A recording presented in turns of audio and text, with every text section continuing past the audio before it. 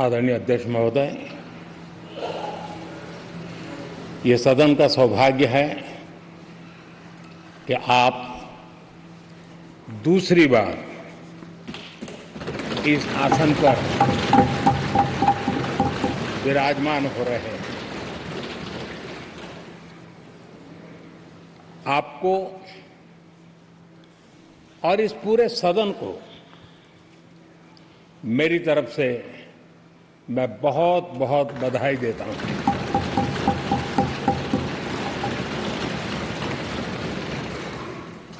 आदरणीय अध्यक्ष जी, मेरी तरफ से आपको शुभकामनाएं हैं, लेकिन इस पूरे सदन की तरफ से भी आपको अनेक अनेक शुभकामनाएं। अमृत काल के इस महत्वपूर्ण कालखंड में दूसरी बार इस पद पर विराजमान होना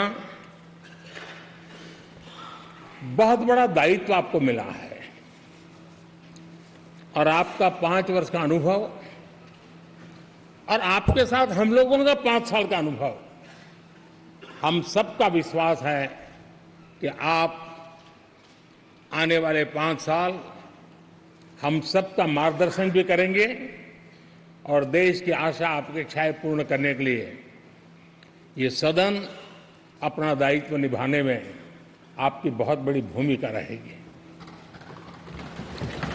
आदरणीय अध्यक्ष जी, हमारे शास्त्रों में कहा गया है कि विनम्र और व्यवहार कुशल व्यक्ति सफल सहज रूप से होता है और आपको तो उसके साथ साथ एक मीठी मीठी मुस्कान भी मिली हुई है।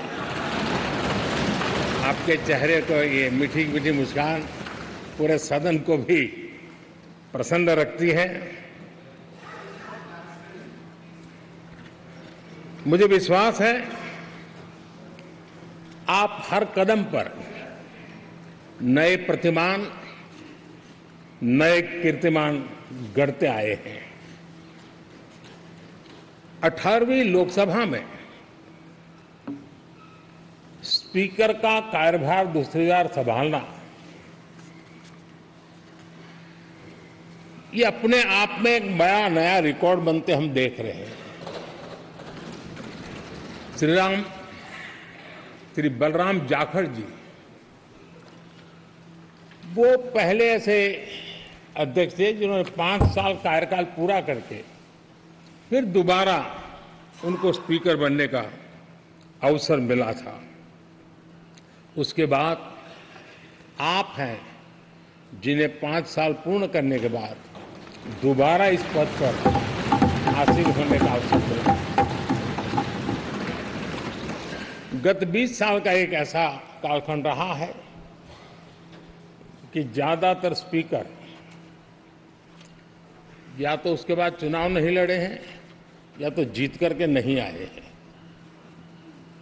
आप समझ सकते हैं कि स्पीकर का काम कितना कठिन है कि उसके लिए दोबारा जीतना मुश्किल हो जाता है, लेकिन आप जीत करके आए हैं, इसके लिए एक नया इतिहास आपने गढ़ा।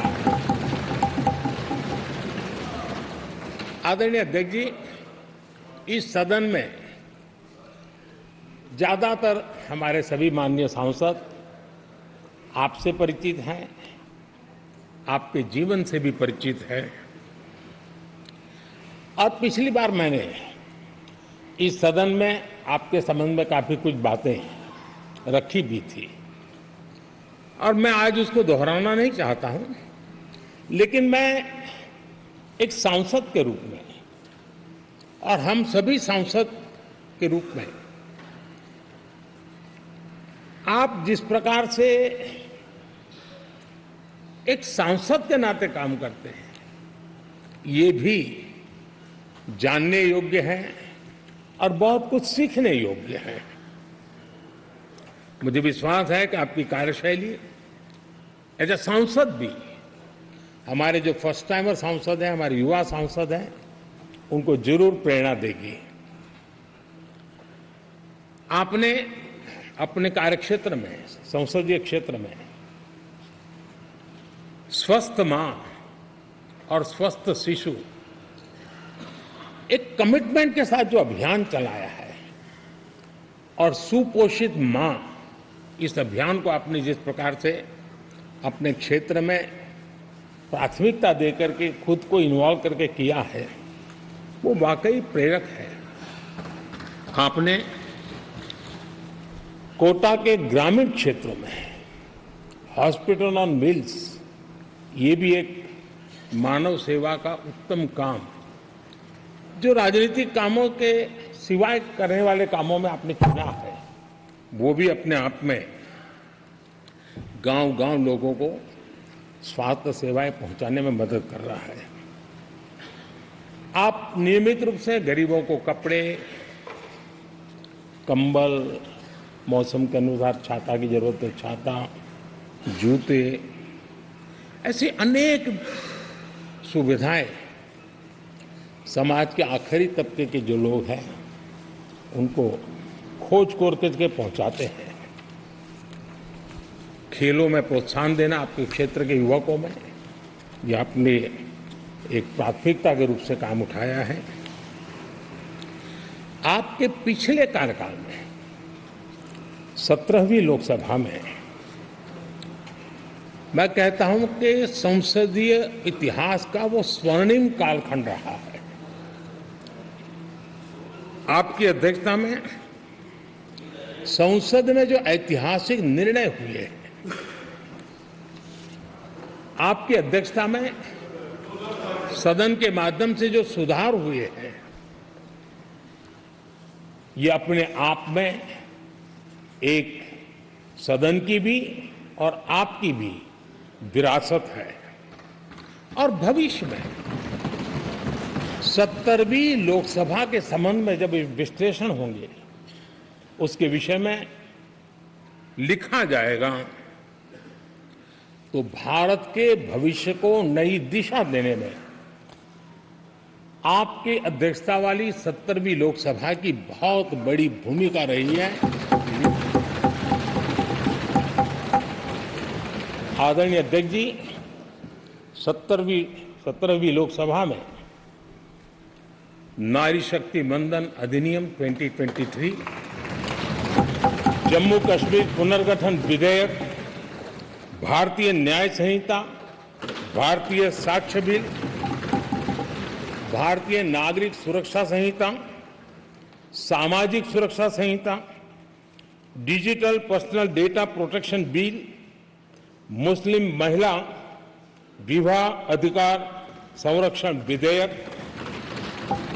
Transgender persons protection of rights bill, consumer protection bill, direct tax, विवाद से विश्वास विधेयक, सामाजिक, आर्थिक और राष्ट्रीय महत्व के ऐसे कितने ही महत्वपूर्ण ऐतिहासिक कानून 17वीं लोकसभा में आपकी अध्यक्षता के अंदर इस सदन ने पारित किए हैं और देश के लिए एक मजबूत नींव बनाई है।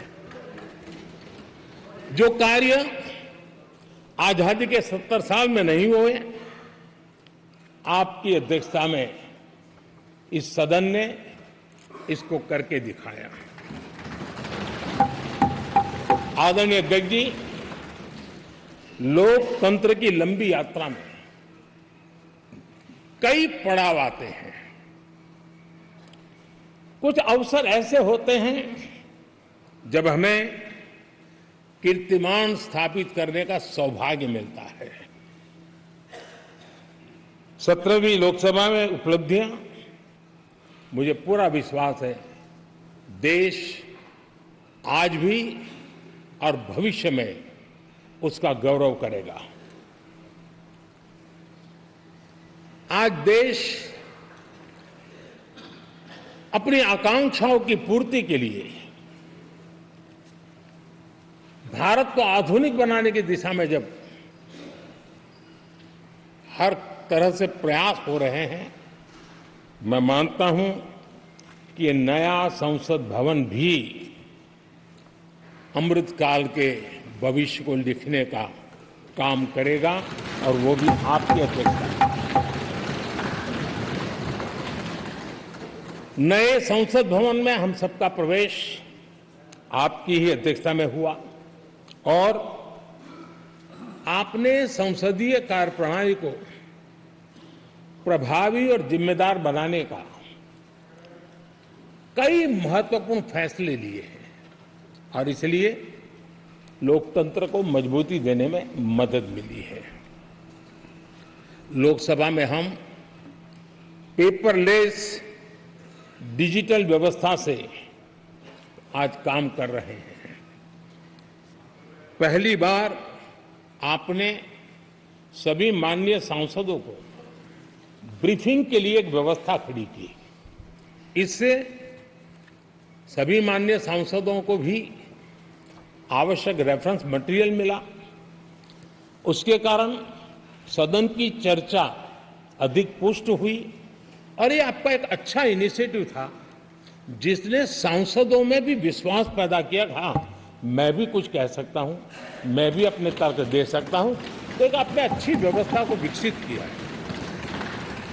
आदरणीय अध्यक्ष जी, G20 भारत की सफलता के एक महत्वपूर्ण पृष्ठ है, लेकिन बहुत कम चर्चा हुई है, वो है P20 और आपके नेतृत्व में G20 देशों के जो पीठासीन अधिकारी हैं, स्पीकर्स हैं, उनका सम्मेलन आपकी अध्यक्षता में हुआ और अब तक P20 के जितने सम्मेलन हुए हैं उसमें ये ऐसा अवसर था कि दुनिया के सर्वाधिक देश आपके निमंत्रण पर भारत आए और बहुत ही उत्तम प्रकार के निर्णय उस समिट में हुए और उसने विश्व में भारत की लोकतंत्र की जो प्रतिष्ठा है उसको गौरव देने में बहुत बड़ा रोल अदा किया है।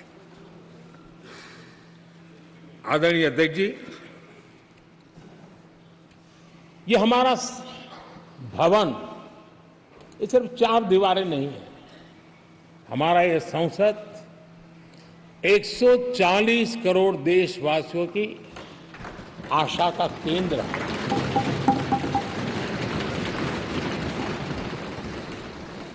संसद की कार्यवाही, जवाबदेही और आचरण हमारे देशवासियों के मन में लोकतंत्र के प्रति जो उनकी निष्ठा है उसको और अधिक मजबूत बनाता है। आपके मार्गदर्शन में 17वीं लोकसभा उसकी प्रोडक्टिविटी 25 साल के हाईएस्ट लेवल पर 97% रही और इसके लिए सब माननीय सदस्य तो अभिनंदन के अधिकारी हैं, लेकिन आप विशेष अभिनंदन के अधिकारी हैं।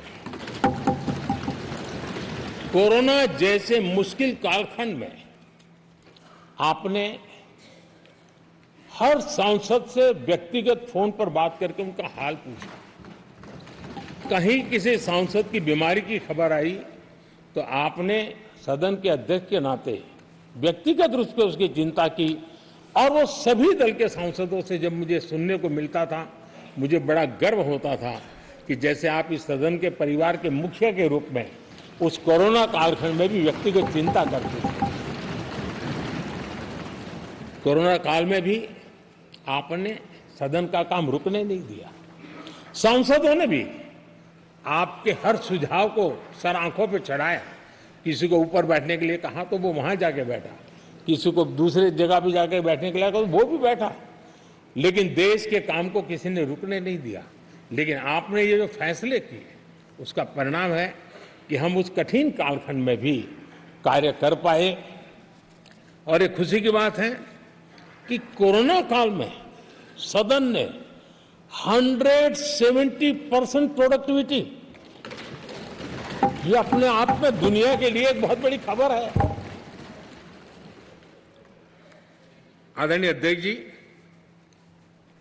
हम सब चाहते हैं कि सदन में आचरण, सदन के नियमों का पालन हम सब करें और आपने बड़े सटीक तरीके से, संतुलित तरीके और कभी कभी कठोरता के साथ भी फैसले लिए हैं। मैं जानता हूं कि ऐसे निर्णय आपको पीड़ा भी देते हैं, लेकिन सदन की गरिमा और व्यक्तिगत पीड़ा के में आपने सदन की गरिमा को पसंद किया और सदन की परंपरा को बनाने का प्रयास किया। ये साहसपूर्ण काम के लिए भी आदरणीय अध्यक्ष जी, आप अभिनंदन के अधिकारी हैं। मुझे विश्वास है आदरणीय अध्यक्ष जी, आप तो सफल होने ही वाले हैं, लेकिन आपकी अध्यक्षता में यह 18वीं लोकसभा भी बहुत सफलतापूर्वक देश के नागरिकों के सपनों को पूर्ण करेगी। मैं फिर एक बार आपको इस महत्वपूर्ण दायित्व के लिए और देश को विकास की नई ऊंचाइयों पर ले जाने वाले इस सदन की अध्यक्षता के लिए हृदय से बहुत बहुत शुभकामनाएं देता हूं, बहुत बहुत बधाई देता हूं।